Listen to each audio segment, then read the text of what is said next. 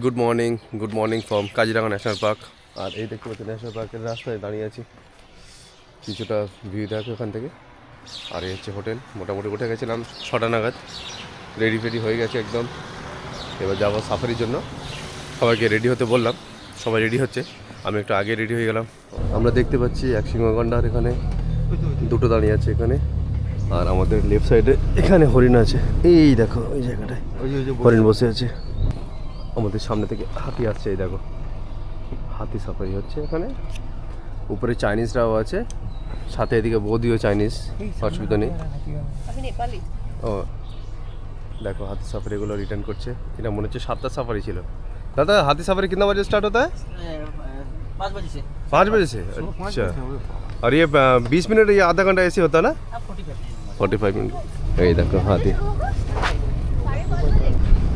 হাতিগুলো আসছে, দেখো কি সুন্দর লাগছে, বেশ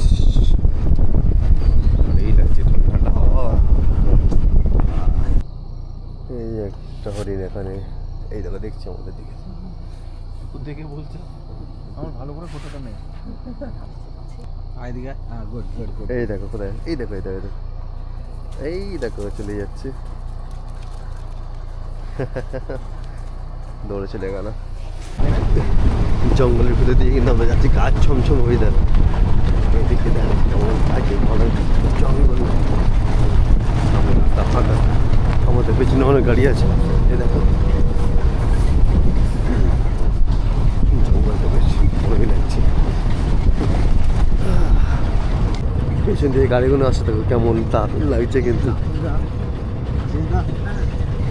দারুণ লাগছে, দেখো জঙ্গলটা।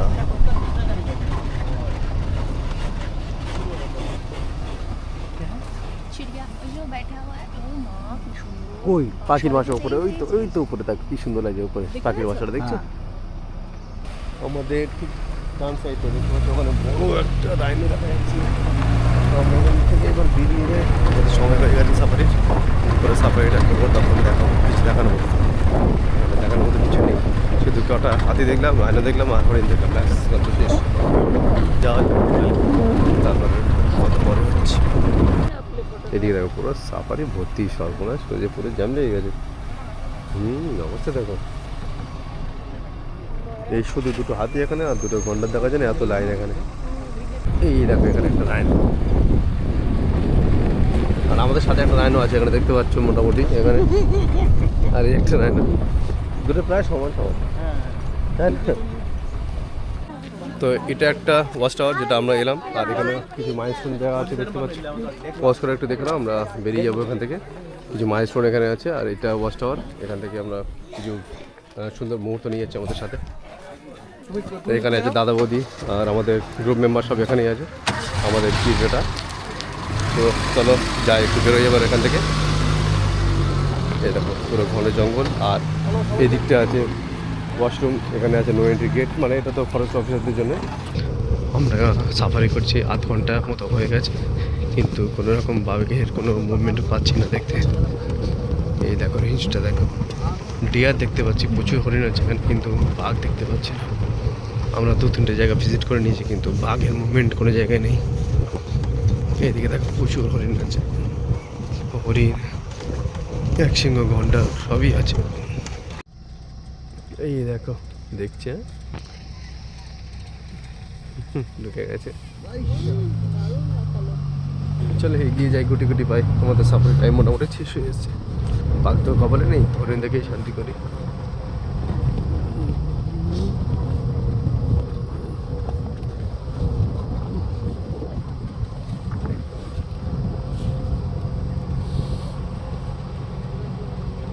ভিউটা দেখো কি সুন্দর লাগছে, দেখো